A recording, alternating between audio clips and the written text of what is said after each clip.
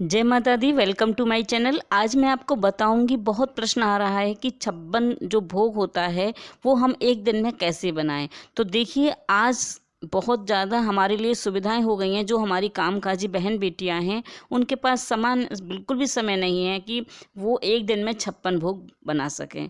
तो जैसे कामकाज है वैसे ही हमारे कामकाज के साथ हमारी फैसिलिटी बढ़ गई हैं। आजकल बहुत अच्छे अच्छे जो हलवाई हैं, जो अच्छी अच्छी दुकानें हैं, उन्होंने 56 भोग की थालियाँ बनानी शुरू कर दी हैं।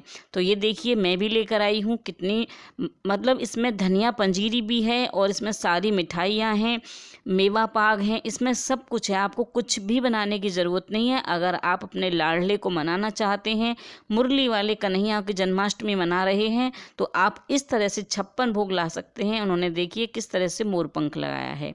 तो ये है हीरा लाल की थाली है। और मुझे पता नहीं कौन बनाते हैं नहीं बनाते हैं, और मैं किसी भी दुकान का ऐड नहीं दे रही हूँ।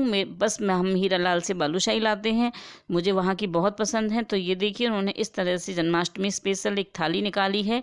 अलग अलग थालियाँ हैं, जितना आप अमाउंट देंगे उतनी बड़ी आप थाली बनवा सकते हैं। तो इस तरह की थाली आप देख रहे हैं, इसमें सभी प्रकार की मिठाइयाँ हैं। आज की वीडियो में मैं आपको बताऊँगी जन्माष्टमी की पूरी दिनचर्या, किस तरह से आप भगवान लाडले की पूजा कर सकते हैं, उनका स्नान करा सकते हैं। अगर आपके पास लड्डू गोपाल नहीं है तो आप तस्वीर की पूजा किस तरह से करें। अगर आपके पास मूर्ति है राधा कृष्ण भगवान की या विष्णु भगवान की, आपके पास शालिग्राम भगवान है, तो आप उनके स्नान आदि पूजा पाठ कैसे कराएं। तो मैं आपको ये बताऊंगी कि जो लड्डू गोपाल नहीं है, बहुत प्रश्न आ रहा है मेरे पास, काफ़ी लोग ये पूछ रहे हैं कि हमारे पास लड्डू गोपाल नहीं है तो हम जन्माष्टमी पर कैसे पूजा करें। तो पूरा वीडियो देखिए, मैं आपको संपूर्ण जानकारी दूंगी। मैं आपको बताऊंगी कि हमें जन्माष्टमी की पूरी दिन की दिनचर्या किस तरह से करनी चाहिए। सबसे पहले तो मैं पहले वीडियो में बता चुकी हूँ, फिर बता रही हूँ आपको। अगर आपके बच्चों पर कालसर्प योग है तो आप मोर पंख लेकर जरूर आइए, और भगवान श्री कृष्ण को तस्वीर है, मूर्ति है, जो भी है आपके पास, नहीं तो आप मंदिर में एक मोर पंख जरूर चढ़ाइए। काल सर्प दोष से मुक्ति मिलती है। दूसरी चीज़ मैं आपको बताऊंगी, आप माखन मिश्री का भोग लगाएं, तुलसी जी का दल उसमें रखें, तो आपके 56 भोग लग जाते हैं। भगवान से प्रार्थना करें कि प्रभु ये 56 भोग हैं आपके, इनको स्वीकार करें। तो इस तरह से आप भगवान से प्रार्थना करें। और अगर आपके पास इस तरह से राधा कृष्ण की तस्वीर है तो आप पंचामृत से गंगा जल से छींटे दें, उसको साफ करके उनको टीका लगाएं, माला पहनाएं, फूल चढ़ाएं। इस तरह से पूजा कर सकते हैं। अगर आपके पास शालिग्राम है तो आप शालिग्राम भगवान को दिन भर खीरे के अंदर रख दीजिए और रात को 12 बजे उनको पंचामृत स्नान करा दीजिए।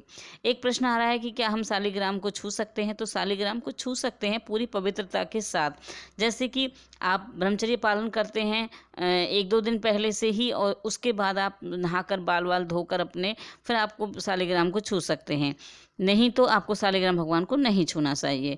और दूसरा, शालिग्राम भगवान को आप तुलसी जी के गमले में रखिए, तो वहीं पर आप रोज़ उनको स्नान कराएं, धूप दीप दिखाएं, तो बार बार आपको छूने की ज़रूरत नहीं है। अगर मंदिर में रखते हैं तो मंदिर में भी रख दीजिए उनको, और उनको पवित्रता के साथ स्नान कराइए, तिलक लगाइए, फूल चढ़ाइए और उनको भोग लगाइए। तो इस तरह से शालिग्राम भगवान को भी मंदिर में और आप लोग छू सकते हैं, पूजा कर सकते हैं। मैं तो बहुत सालों से सेवा दे रही हूँ शालिग्राम भगवान को। अगर आपके पास राधा कृष्ण की मूर्ति है तो आप राधा कृष्ण की मूर्ति को भी, तस्वीर नहीं है, मूर्ति है पीतल की या कोई भी, तो आप उनको भी इसी तरह से पंचामृत के छींटे दें पहुँच करके, और आप उनको फिर श्रृंगार दे दें, और उसके बाद आप उनकी धूप दीप आरती करें। तो देखिए, सुंदरकांड का पाठ जो होता है, या गजेंद्र मोक्ष का पाठ जो होता है, विष्णु सहस्त्र नाम का पाठ होता है, गीता का पाठ होता है, या माला जाप होती है हरे राम हरे कृष्ण की, जन्माष्टमी के दिन आप 12 बजे तक पूजा कर सकते हैं। 12 बजे आप भगवान को स्नान करा दीजिए और आप दिन में ही भोग लगा दीजिए। 12 बजे के बाद आप हल्के वस्त्र पहनाएं, भगवान को दूध का, माखन मिश्री का भोग लगाएं, जल अवश्य रखें, दक्षिणा अवश्य रखें, और फिर उनको हल्के कपड़े पहनाने का, फिर आप उनको अपनी बाहों का झूला झुलाएं। आप छोटा सा झूले में झुला सकते हैं। उसके बाद आप उनको स्नान करा दें। स्नान कराने के बाद आप उनको सुला दें, फिर आप सुबह को उनको भोग लगाएं और अपना व्रत का पारण करें। तो मैं आपको फुल दिन की दिनचर्या बताती हूँ कि प्रातःकाल आपको उठकर स्नान करना है। स्नान करने के बाद सूर्य देव को 1 लोटा जल अवश्य दें।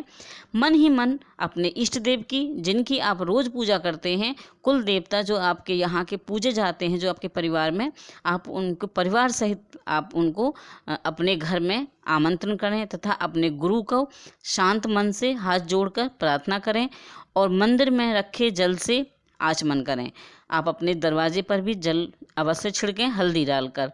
आप दाईं हथेली पर 3 बार जल लेंगे और फिर बोलेंगे आचमन करने के लिए केशवाय नमः, ओम माधवाय नमः, ओम कृष्णाय नमः।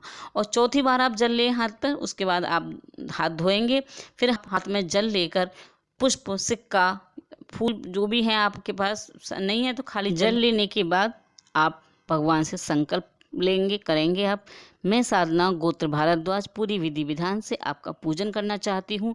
कृपा करके मेरी पूजा, मेरी प्रार्थना को प्रभु आप स्वीकार करें। इस तरह कलश स्थापित करें, गंगा जमुना सरस्वती से प्रार्थना करें, उनका स्मरण करें, कलश का पूजन करें। फिर आप घंटी बजाएं, शंख बजाएं। घंटी और शंख की ध्वनि जो होती है उससे शुभ शक्तियाँ जो होती हैं वो एकत्र हो जाती हैं। फिर भगवान को पंचामृत से स्नान कराएं, दूध, दही, घी, शहद, शक्कर से स्नान कराने के बाद फिर पानी से स्नान कराएं। स्नान के बाद चरणामृत जो होता है वो पंचामृत में मिला दें। जो आपने पंचामृत बना के रखा होता है उसी को उस चरणामृत को मिला दें। फिर भगवान को पहुंचकर चंदन, इत्र अर्पित करें। पूजा जल जो है हमारे घर में जो हम मंदिर में रख के बैठते हैं उसका छिड़काव करें। भगवान को वस्त्र पहनाएं, श्रृंगार दें, जनेऊ, गंध, इत्र, फूल से श्रृंगार दें। आप इत्र जरूर लगाएं, परफ्यूम, धूप अगरबत्ती जलाएं, मन ही मन मंत्र जाप करते रहें। भोग लगाएं, प्रसाद की थाली को छूकर ओम का नाम 3 बार जाप करें। फिर भगवान से प्रसाद ग्रहण करने का अनुरोध करें। जल चढ़ाएं, पान चढ़ाएं, दक्षिणा चढ़ाएं, झूला झुलाएं, कपूर से आरती करें। घर में सभी लोग आरती करें, जितने भी पूरे परिवार में लोग हैं सभी को आरती करें। आरती के बाद भगवान को तिलक लगाएं, अपने स्वयं के मस्तक पर भी तिलक लगाएं, परिवार को तिलक लगाएं। भगवान से क्षमा मांगें कि भगवान जाने अनजाने में मेरे से जो भी भूल हो गई हो उसे क्षमा याचना, प्लीज़ मुझे क्षमा करें। अगले दिन जल को तुलसी में डालें, भगवान के आगे चढ़ाए गए प्रसाद को ग्रहण करें। इस तरह से आपका व्रत का पारण भी हो जाएगा। अपनी पूजा में लास्ट में क्षमा अवश्य मांगें भगवान से। जो भी हमारी सामग्री कमी रह जाती है, पूजन सामग्री की जो भी कमी रह जाती है, दक्षिणा उसको पूरा करती है और अपनी गलतियों को क्षमा मांगने से भगवान प्रसन्न होते हैं। तो इस तरह से मैंने आपको जन्माष्टमी की पूजा विधि के बारे में संपूर्ण जानकारी दे दी है। और भी कोई आपके मन में प्रश्न है तो आप पूछ सकते हैं। मैं जो भी आपको बताती हूँ वो भागवत और गीता और प्रेम सागर में लिखे अनुसार ही बताती हूँ। तो आपके प्रश्न का मुझे इंतज़ार रहेगा। भागवत का पाठ मैं कर रही हूँ तो आपके सभी प्रश्नों के जवाब मैं दूंगी। टिल देन, बाय बाय, जय माता दी। वीडियो देखते रहिए, चैनल पर बने रहिए।